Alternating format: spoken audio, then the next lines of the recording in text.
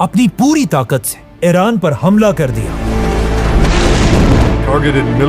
और जंग शुरू होते इजराइल के 200 फाइटर जेट्स तेजी से ईरान की तरफ रवाना हुए और ईरान के supreme leader Ayatollah Ali Khamenei को शहीद कर दिया।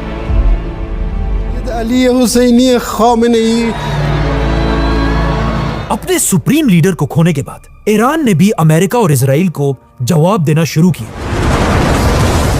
इजराइल के कई सिटीज पर मिसाइल्स फायर किए।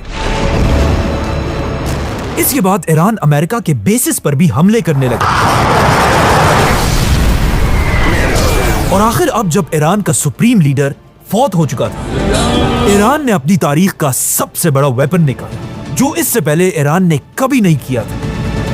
अचानक ईरान के पास स्ट्रेट ऑफ हॉर्मुज से जितनी भी कश्तियां गुजर रही थी, अचानक इन बड़ी बड़ी समंदरी जहाजों के रेडियोस बजने लगे। इन रेडियोस पर ईरान की नेवी का मैसेज चल रहा था Iran Islamic revolutionary guard Corp ने, जिसमें ईरान की फौज ने इन जहाजों को हुक्म दिया कि आज के बाद इस स्ट्रेट ऑफ हॉर्मुज से एक भी कश्ती नहीं गुजरेगी। No ship in every type is not allowed to pass from Strait of Hormuz। और अगर किसी ने भी इस रास्ते से गुजरने की कोशिश की, ईरान की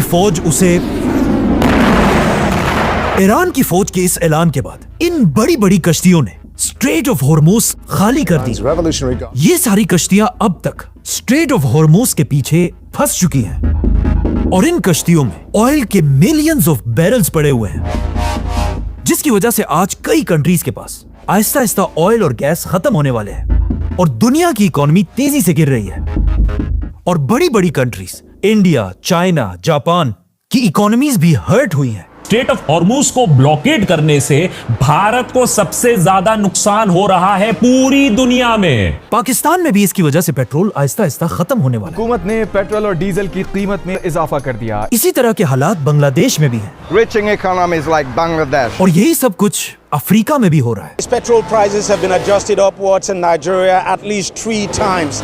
और इवन यूरोप में भी ईरान के इस वेपन की वजह से पेट्रोल और गैस की कीमतें तेजी से बढ़ रही हैं। Since the beginning of this conflict, gas prices have risen by 50% and oil prices have risen by 27%.